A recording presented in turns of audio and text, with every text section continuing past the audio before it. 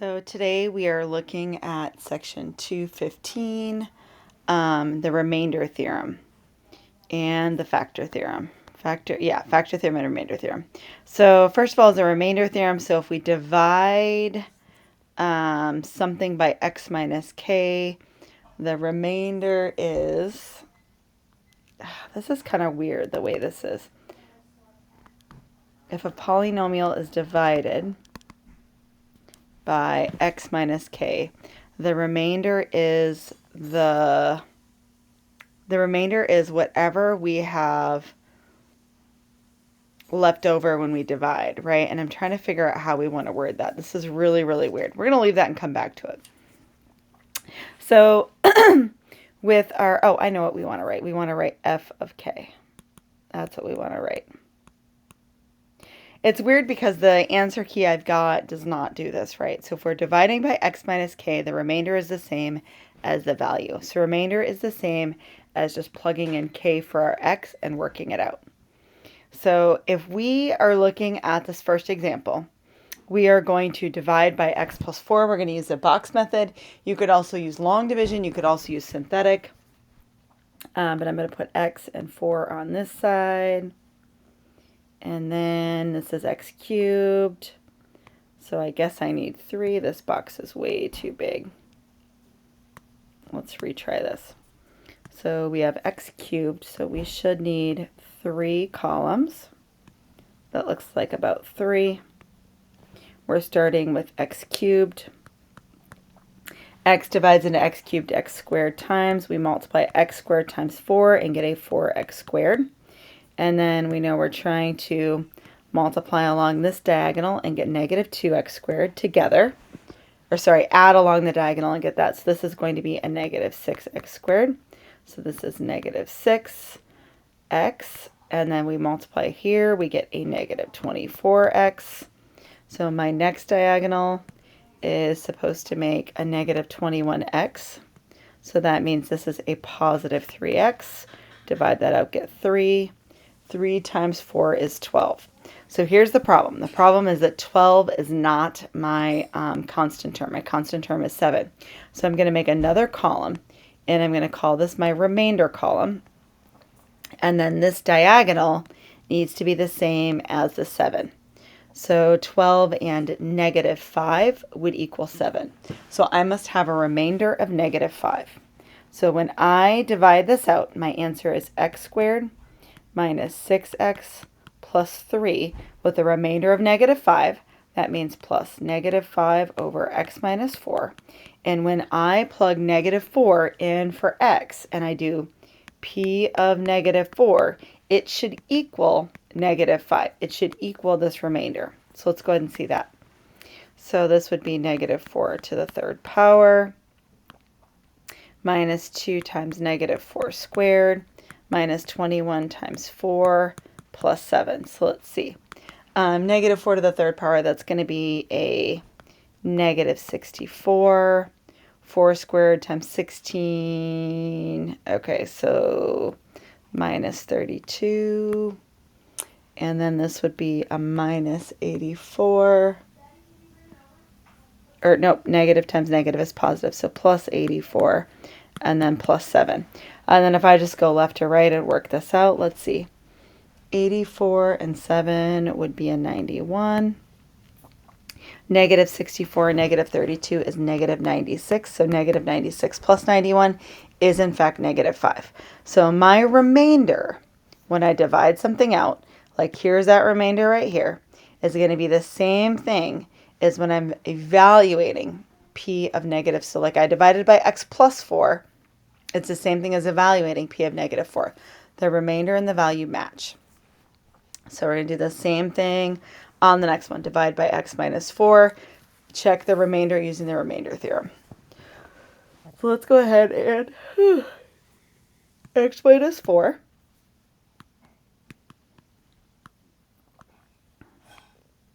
Oh, this one's a little bit tricky because I've got an x cubed minus 6x squared plus 0x. So let's go ahead and set up our columns again. All right, so first term is x cubed. X cubed divided by this x is x squared.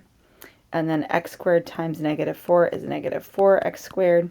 I know that my diagonal should make a negative 6x squared. So I need to have negative 2x squared here. Now when I add them, negative 4, negative 2 makes negative 6.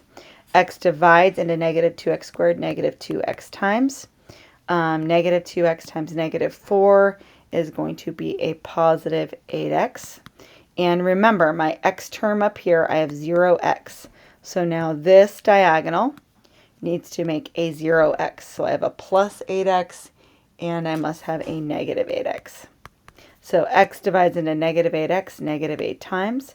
Negative 8 times negative 4 is a positive 32, but that does not match my constant term. My constant term is 9. So I need to have another column, a remainder column, and then the constants together must be a positive 9. So 32 and a negative 23 would equal 9. So that means my remainder is negative 23. So if I divide it out, my answer is x squared minus 2x minus 8 plus negative 23 over x minus 4. But when I go ahead and work this out and evaluate f of 4, it should also equal negative 23. This is what I'm checking now. So let's go ahead and do this. So if we plug in 4, we're going to have 4 to the third power minus 6 times 4 squared plus 9. So 4 to the third is 64. 4 squared is 16. 16 times 6, that's going to be a minus, I think it's 96. I'm going to have a calculator. I'm breaking down here and grabbing the calculator. 16 times 6, yep, 96. And then plus 6, or plus 9, sorry. So 64 and 9 would be a, let's see, 64 plus 9, 73. Minus 96 is in fact negative 23. So it works again. So when I divide it out, whatever my remainder is going to be the same as plugging in. It's weird, they're connected, right? I use x minus 4 as my factor, but my value is 4. So if your remainder is 0, that's when we have a factor. So this should be x minus k. So if your remainder is 0, it is a factor. These are all equivalent. F of k equals 0. X minus k is a factor. K is a 0.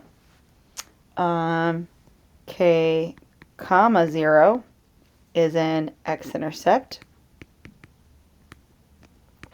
And f of x divided by x minus k has no remainder. These are all equivalent. So the big thing is going from x minus k, that's my factor, and then like x equals k, right? And that's hard for people. So one way is to think about how if x minus k equals 0, and I add k on both sides, then x equals k. So that's how those two are related. All right, for the last page, we've got a couple of check your understanding. You're going to do some long division. It's a little bit trickier when I divide an x cubed by an x squared. We're only going to need 2 columns, so I've got an x squared and a 3x and a minus 2, or I guess 3 if we have a remainder. Remember, we could also do long division. I actually really like long division for this one. We could also do, we can't do synthetic for this one, I guess. So let's see, we're dividing, we have an x cubed here. X squared divides into x cubed x times, multiply it back. X times 3x is 3x squared. X times negative 2 is negative 2x. Then I want to think about my diagonal that makes x squared. I want it to be a 2x squared. Right now I have 3x squared, so I need to have a minus 1x squared. X squared into negative 1x squared is minus 1. Minus 1 times 3x is negative 3x. Negative 1 times negative 2 is 2. This does not work out evenly. Here I have a minus 5x and a plus 4. And I do have the minus 5x so far, right? This part matches. I have a minus 5x and a minus 5x, but my constant term doesn't equal 4. So I am going to have a third column for my remainder. And fortunately, I need 0x to be able to finish that off. But my remainders, 2 and something, have to make 4. So this would be a 2 and 2. So my remainder is just a 2. So my answer would be x minus 1 plus 2 over x squared plus 3x minus 2. And that's all I'm doing, is I'm just dividing. Next one, I'm dividing by x minus 4. Check the remainder from the box method with the remainder theorem. So that means I'm also going to find f of 4. So I'm going to find the remainder with the box and the remainder theorem. So let's go ahead and write x and then negative 4. Remember, there's a 0x squared here, so we can't forget about that.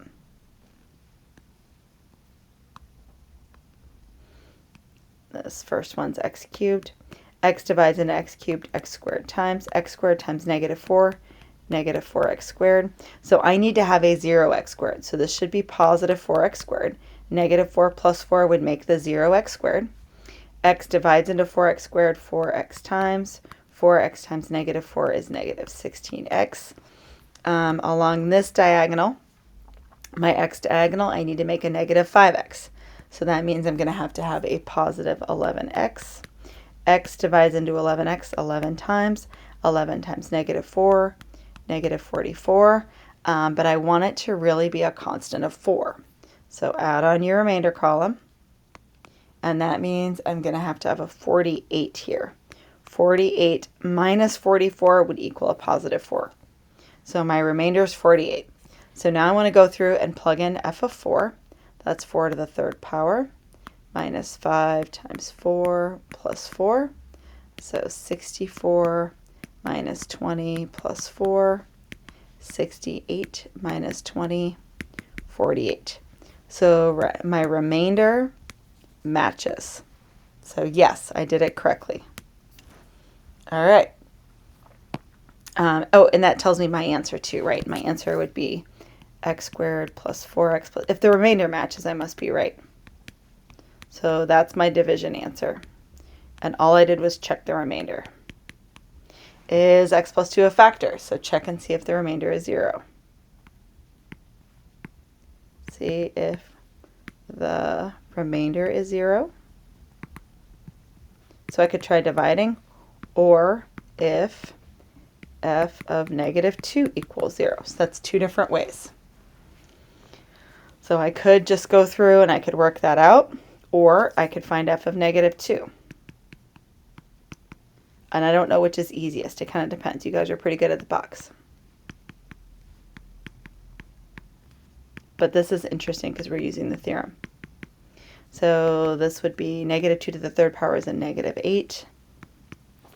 8 times 4 is plus 32. The even power makes it positive. Negative 2 times negative 2 is going to be a positive 4 plus 3. So definitely not equal to 0, right? That's equal to like 39 minus 8. It's equal to 31. So 31 is not equal to 0, so nope. X plus 2 is not a factor. I could have also tried box method. I could have tried synthetic. I could have tried long division. So lots of ways to do this one. So if x minus 2 is a factor, what is true? Negative 2 is a 0. Nope. 2 is a 0. Right? My factor and my answer for x, my 0, are opposite in sign.